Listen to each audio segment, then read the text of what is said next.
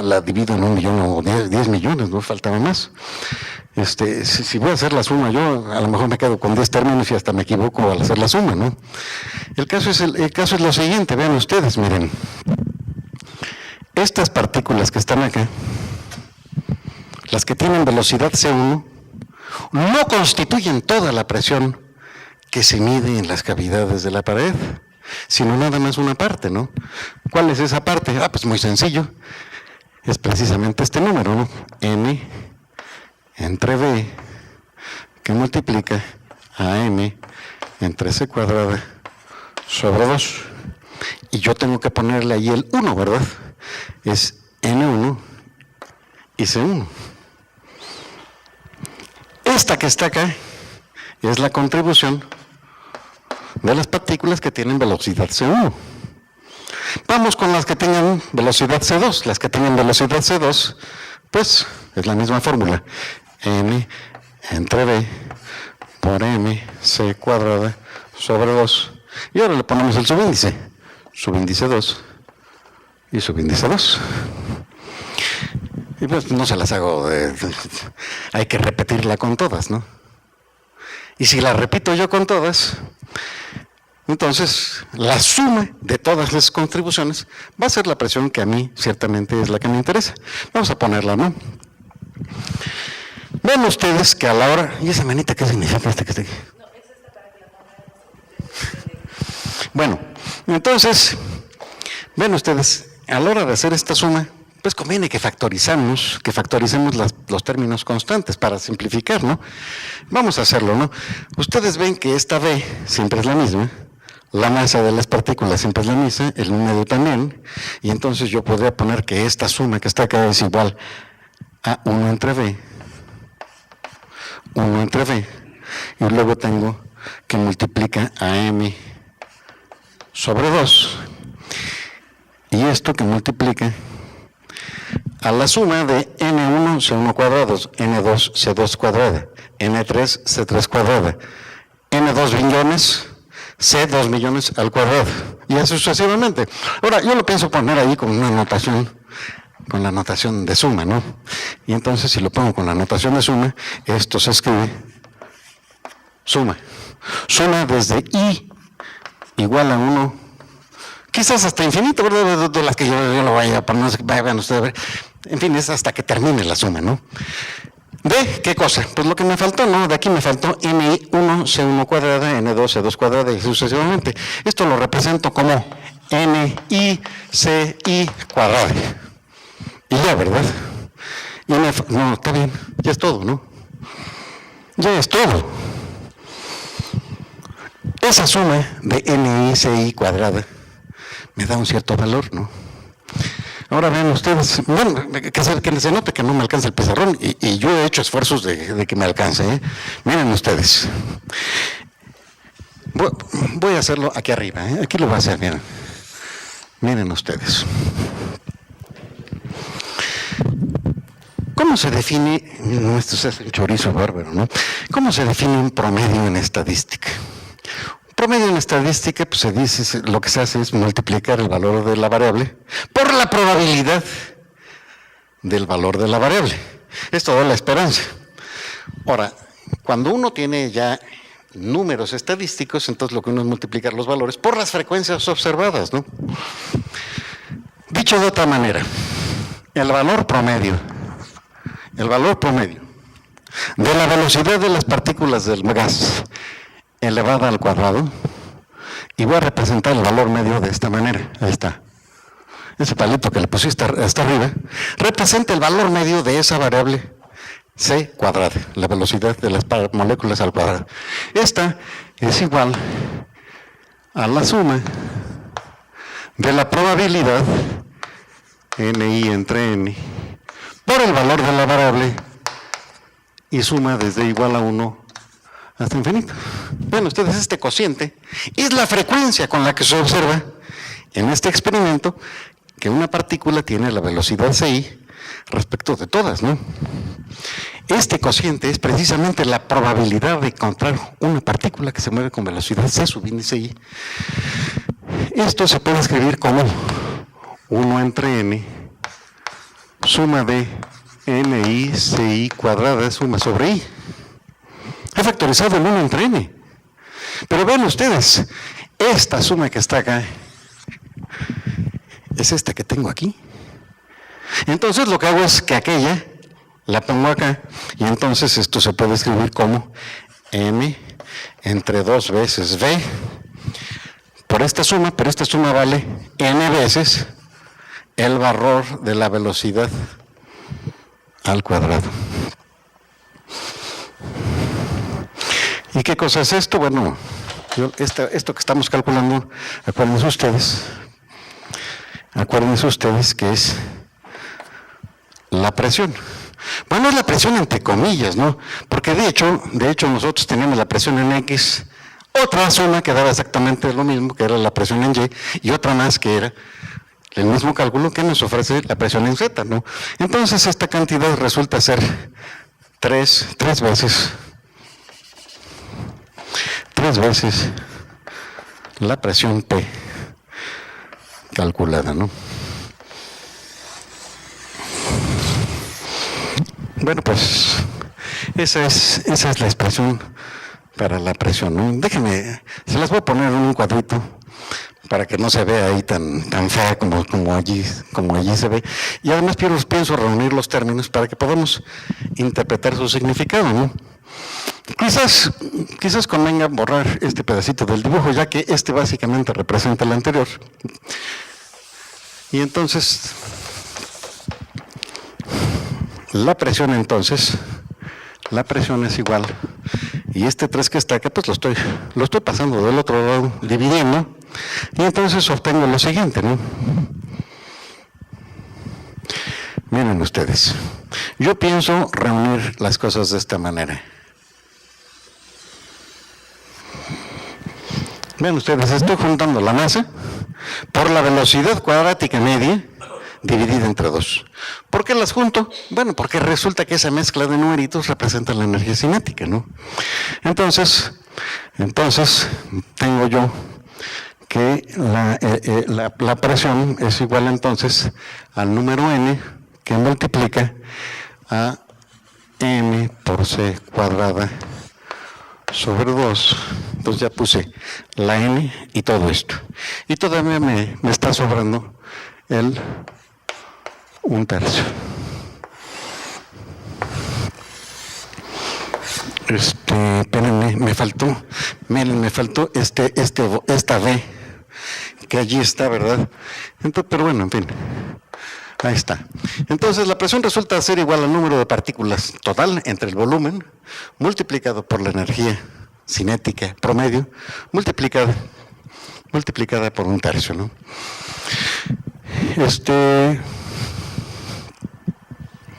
Yo quisiera decirles a ustedes que ya empieza uno a descubrir en esta formulita, pues un poquito del espíritu de las leyes de los gases que conocemos desde la secundaria, ¿no? Por ejemplo, en la secundaria veíamos que si la temperatura de un gas se mantenía constante, entonces el producto de la presión por volumen, pues era constante, ¿no?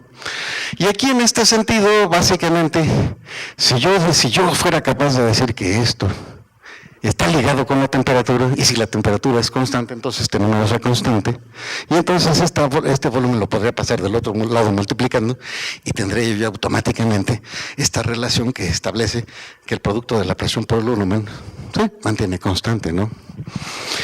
Y entonces, bueno, pues convendría hacer un experimento de juntar dos cámaras, dos recipientes, ¿no? Podríamos poner, si uno de ellos estuviera caliente y el otro frío, entonces a la hora de ponerlos en contacto, el exceso de energía de uno de ellos pues se iría al otro, hasta que terminaran por igualar exactamente sus temperaturas, ¿no? Y entonces nosotros empezaríamos a identificar esta especie de energía cinética promedio con la temperatura absoluta.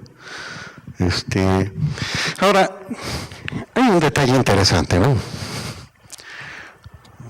Yo a ustedes les decía que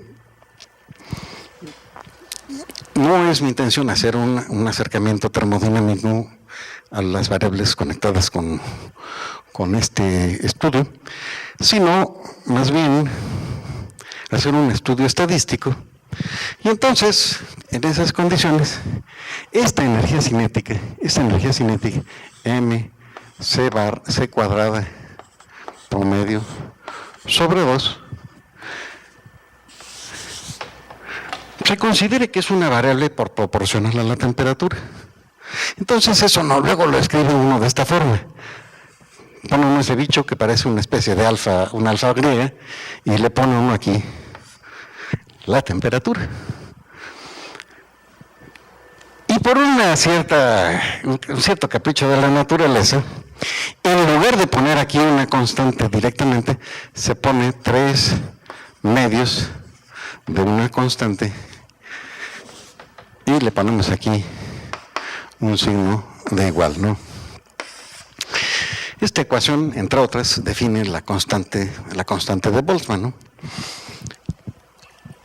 La temperatura absoluta, entonces queda automáticamente conectada con la energía cinética promedio de estas partículas.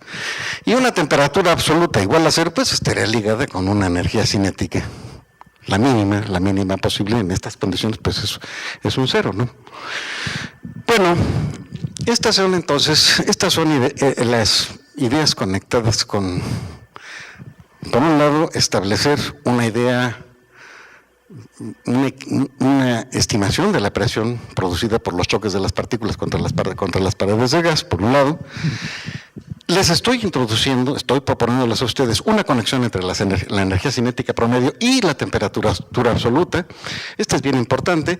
Desde luego es indispensable hacer otros experimentos y ver que también se compara con esos otros experimentos. Lo que sí les puedo yo decir es que si yo sustituyo este número acá, entonces obtengo la ley de los gases ideales.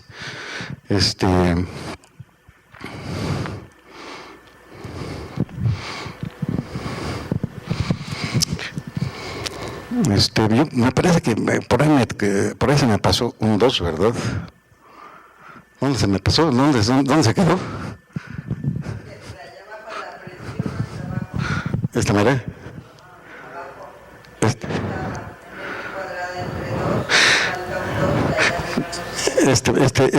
Se lo puse y ya no lo puse arriba. ¿Dónde allá arriba?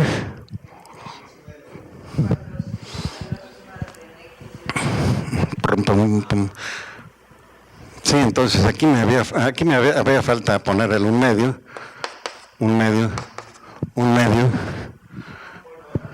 Sí, perdón, sí, por 2, efectivamente. 2 y 2. Bueno, entonces, en esta última tendría yo tendría un 2 adicional, ¿no? Y entonces aquí tendría ya otro 2.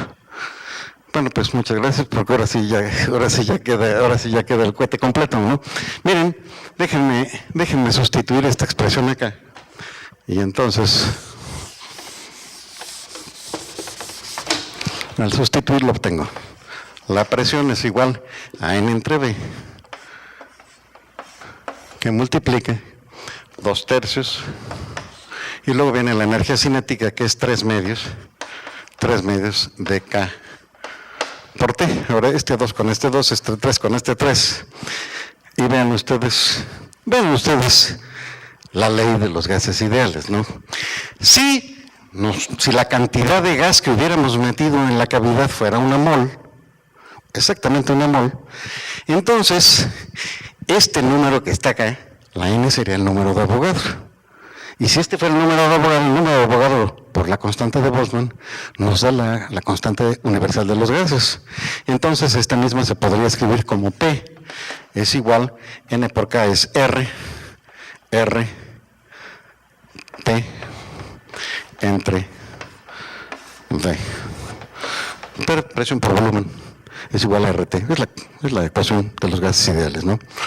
Bueno, antes de que regresemos a las diapositivas, yo les quiero señalar este detalle, ¿no? La presión la estoy conectando aquí con la energía cinética promedio, y la energía cinética promedio en última instancia está conectada con la velocidad cuadrática promedio, ¿no?